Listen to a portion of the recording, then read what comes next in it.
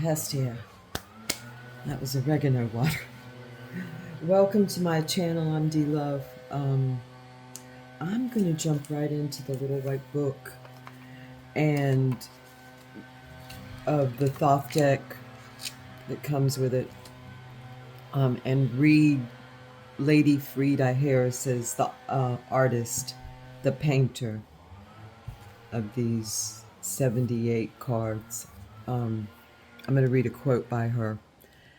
The tarot could be described as God's picture book, or it could be likened to a celestial game of chess, the trumps being the pieces to be moved according to the law of their own order over a checkered board of the four elements.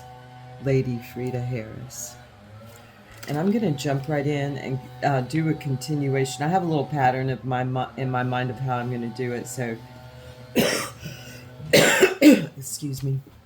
I'll start with the Tower, since that was my center card that I pulled. And then I'm going to pull each of the cards that called our attention from the bottom of the deck. Here's the deck. I'm going to pull each. This was on the bottom yesterday when I started this.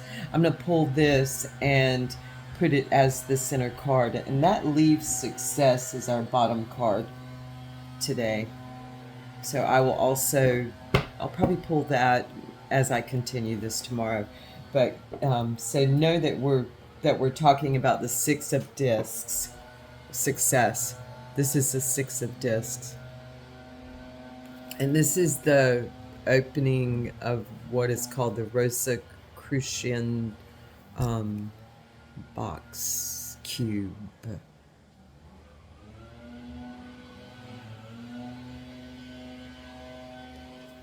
Okay. I'm going to jump right to, there's a little catalog of the 20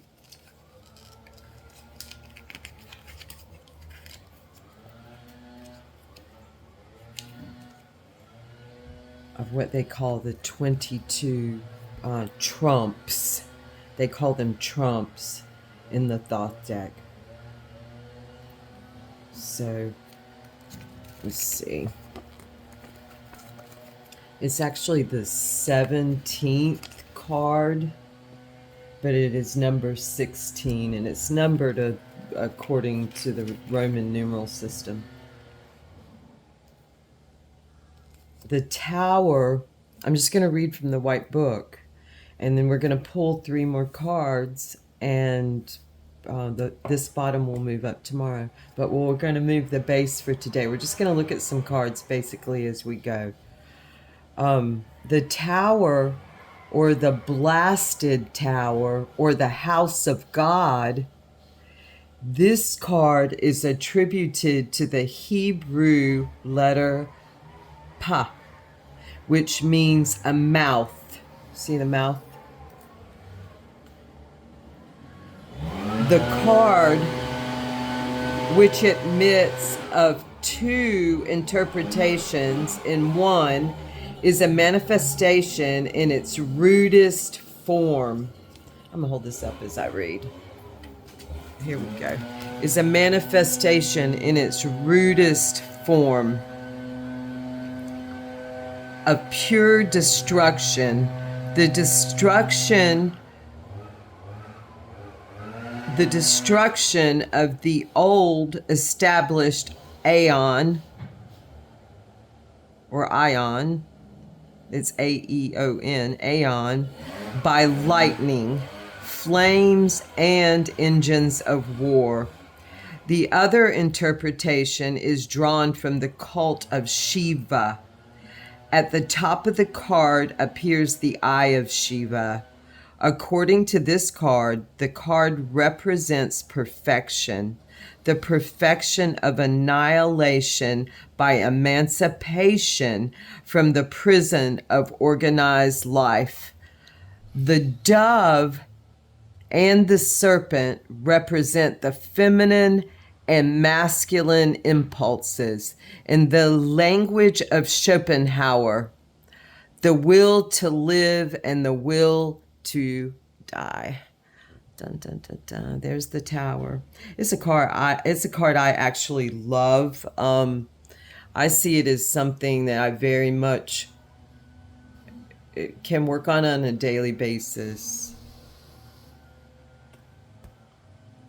I'm gonna go back and read that's from the catalog of,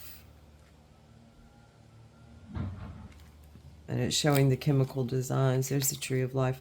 I'm gonna go back and just read the what is called the basic divinatory meanings of the 78 cards. And let me find it. There it is. It can mean quarrel. That's a difficult word for me to say. Quarrel, as in quarry, quarrel. Combat, danger, ruin, destruction of plans, ambition, courage, sudden death, escape from prison, and all it implies. I'm just going to read right here. A card is well or ill dignified by the presence of neighboring cards on either side. Cards of the same suit strengthen. Cards of opposite nature weaken. Swords are hostile to discs. Wands are hostile to cups. Swords are friendly to cups and wands. Wands are friendly to swords and discs. A card falling between two contrary cards is not much affected by either. The basic divinatory meanings of the 78 cards. Here we go. Okay, so I'm going to flip back and forth. Right now, we've looked at the Tower, and its crowning energy here is the Knight of Cups. We're going to take what's on the bottom and put it as above. So often we can see the Tower, this destruction. Let's see it from a point of view that it's all part of the love. It's and I think I'm going to have to pull another book, and I'll probably go again and do more detail as I go. I'm going to stick with the white book right now. But I read that, like many of the paintings, Crowley had Lady Frieda paint them over and over, and just was like, you just don't get it. That's a beautiful door right there, and those steps. I mean, there's a lot to be salvaged from these ruins, but and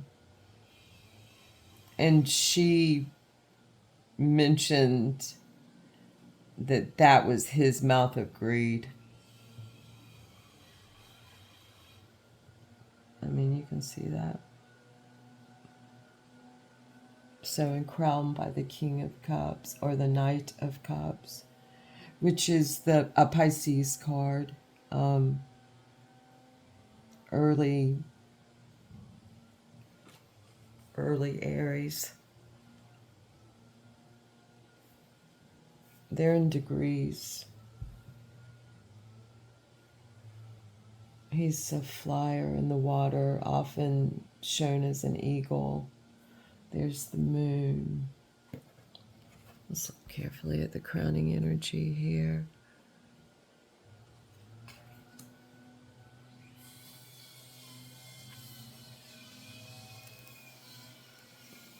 That's the court card. I'm going to go back to this. I pulled this in a runic sequence, reading from right to left, with the center first. So we've come through the Tower, and I mean, we're coming back around. I mean, you see the circular nature of this is gorgeous. But let's look at the universe in the catalog of the Little White Book of the Thoth Tarot deck. The instructions for use. Okay, the universe. This card is attributed to the letter Tau. Tau. Together, I want to also mention that I'm gonna have to look this up, but everything from the aces degrade. They're a degradation, and just like everything from the Fool is a degradation, and a building a pond also. That's the circular nature. I'm going to read about this, but oh gosh, it just came to me. This was about Tao. It's also the degrading process, I believe, I believe it's the degrading process of photons, maybe neurons. I'll have to look it up, but it's a scientific formula associated with Tao. This card, and I'm sure many of you know that, this card is attributed to the letter Tao. Together with the first card, the Fool, which we also pull, beautiful, the word Ath is spelled, meaning essence. So these two together are essence. Wow. Thank you so much. Thank you for guiding me and helping me to pull these exact cards. This one I asked for, and these two just encapsulate. Beautiful. Thank you so much. I'm humbled. The essence. Thus, all reality is comprised in the series of which these two cards are the beginning and the end.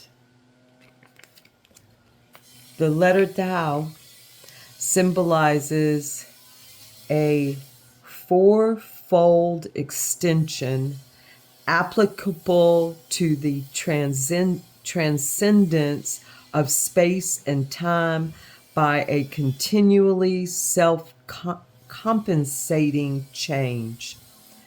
The letter is further attributed to Saturn. This is going to end up being a Saturn square, but we're going to look at the numbers on the Saturn square when I'm done with this. The letter is further attributed to Saturn, the slowest of the planets, and on that account associated with the element of Earth. Saturn is the old god, the god of fertility. The presence of the letter Tau upon the tree of life indicates a state of equilibrium between change and stability. I'm going to bring in some other interpretations of the tree of life and also the Enneagram at some point. This is kind of developing, kind of. It is developing as I go. Between change and stability. The glyph on the card, I'm going to pull this card up. I apologize, guys. The glyph on the card therefore symbolizes the compilation of the great work. The image of the universe is a maiden, the final letter of the tetragrammaton. She is represented as dancing with the great spiral forming serpent or sun. She is surrounded by 10 symbols. About her is an ellipse composed of 72 circles for the quinaries of the zodiac. At the corners of the card it's delightful to me to know that we are learning quinaries.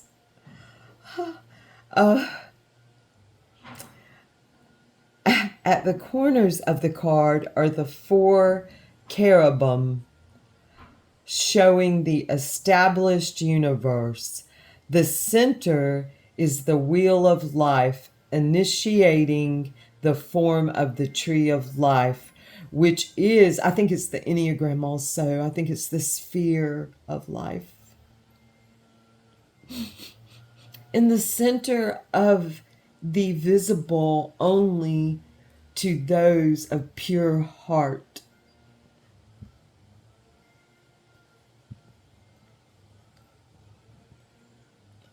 On the tower part of the card is the late J.W.N. Sullivan's well-known map of the chemical elements. Dun, dun, dun, dun. So the 4 fixed signs are the cerebellum, or the cherubim, Kerubim,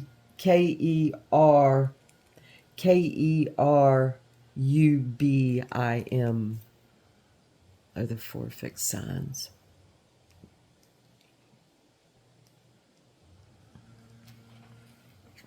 Okay, and there's the universe, and now we're going to flip to the everyday kind of divinatory and look at the universe. Okay, here we go.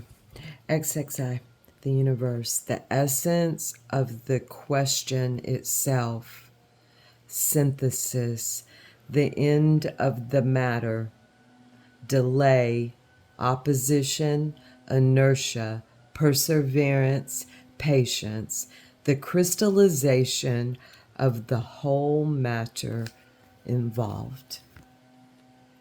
So here we see, as in the tree, as in the tower, the carbonization, we see the crystallization of the carbon, of the things falling and pushed and jumping from the great falling tower. Okay, now we're going to move to the Fool. I'm out of time, so I'm going to quickly do the Fool, and we'll take up on this tomorrow and move the 6 of discs up and move on, and then we'll read that top line last, the crowning line last.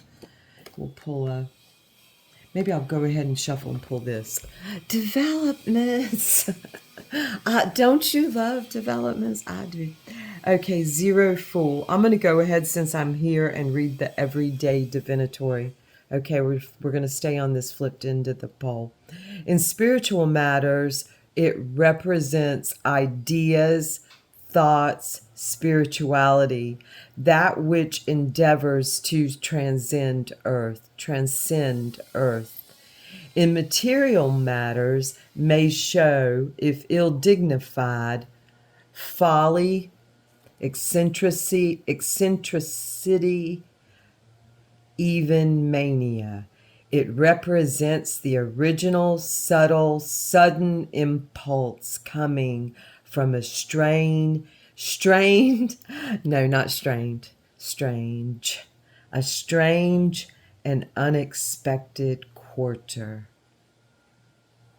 Okay, and there's the Fool. I'm going to hold it up as I read the more intricate meaning of the Fool.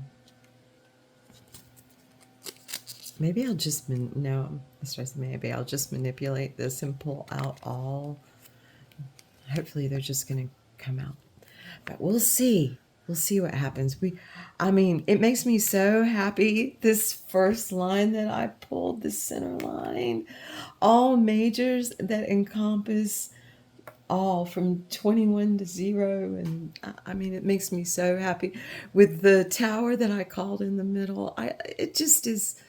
It's thrilling, folks. It's thrilling to follow your muse, to follow, in my case, my muse is my breath.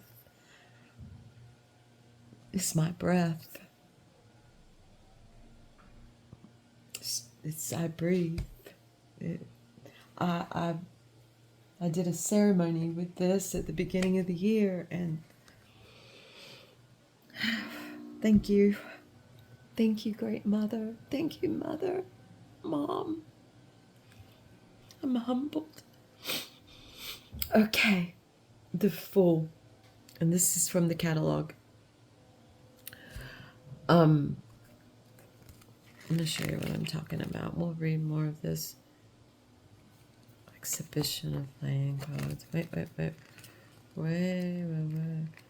da, da, da.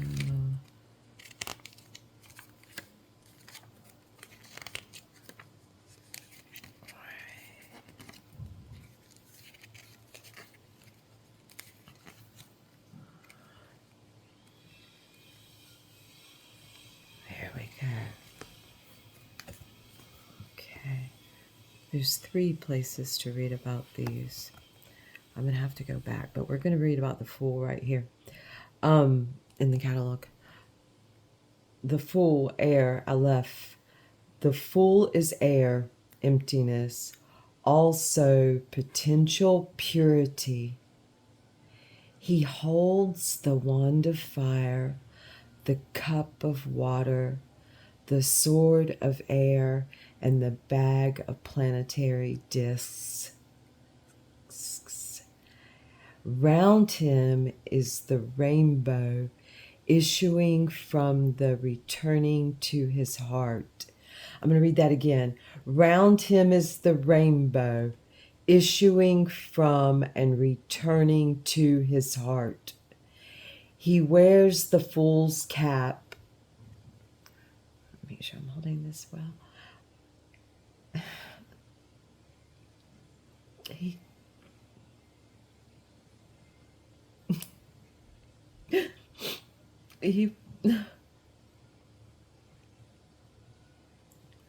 It just came to me to say, I'm so sorry if I ever treated anyone ill with the fool's cap on. It was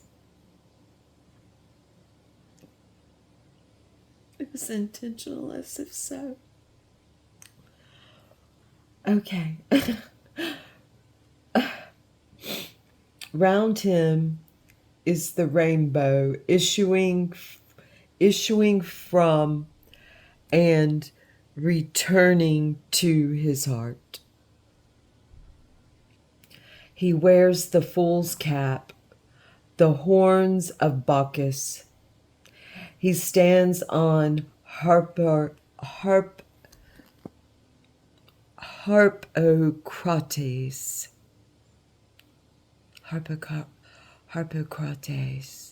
the Egyptian symbol of adolescent fertility. He is unconscious of the tiger tearing at his side. He is the green man of the Celts.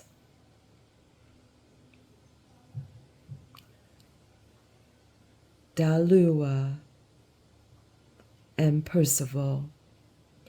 This is the moment of divine consciousness. I'm going to start tomorrow by going back and reading on the 22 trumps, the exhibition of the playing cards.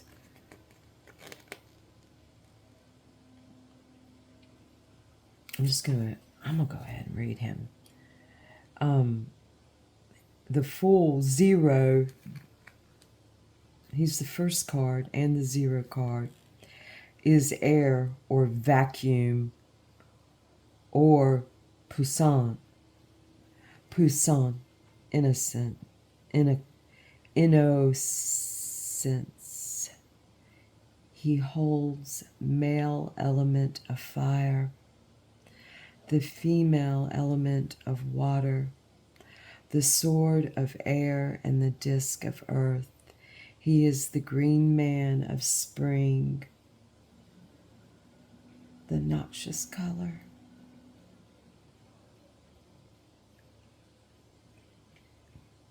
He is also Zeus, Arenoltheus, Dionysus, Zagreus, Bacchus, Diffuus, and Baphomet.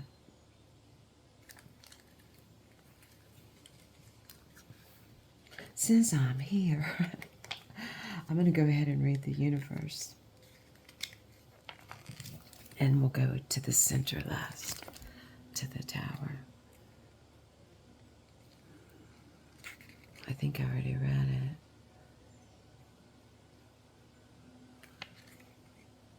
This card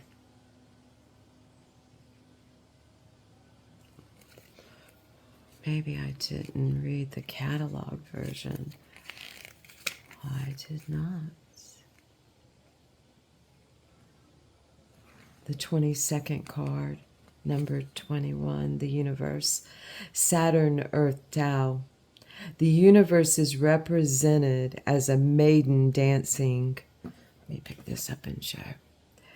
The universe is represented as a maiden dancing with a great spiral serpent. She holds the moon in her hand, and the sun is merged in the eye of God. These two planets typify the positive and negative forces. Behind her is a geometrical solid by Mobius. Around her are all the stars in the zodiac. The curved 72 lines stand for the quinary, the quinaries, and are also an attempt to convey movement and to give the fourth dimension of time. I just thought of the dance of the sun and moon.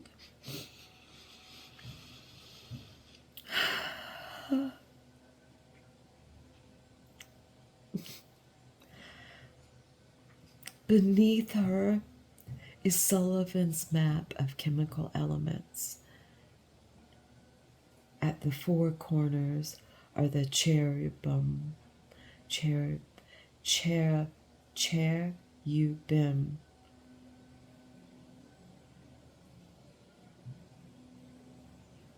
Chelub just came to mind. Or winds of heaven. May the winds of heaven dance between us.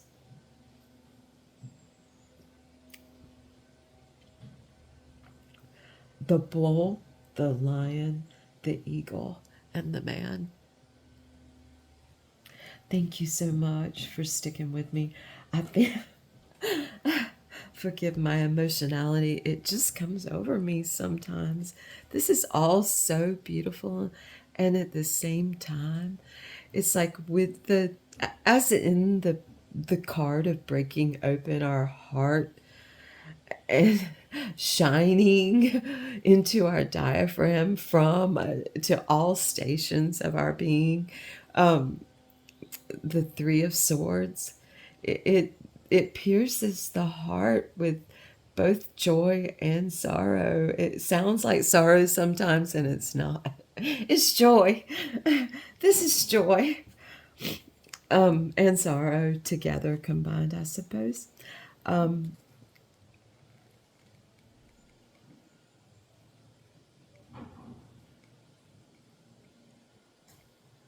Okay, I think I left out this one, so I'm going to read this. If I did, forgive me. Grab a white book and read. The 17th card, numbered 16, the Tower. Or Blasted Tower, or the House of God, Mars,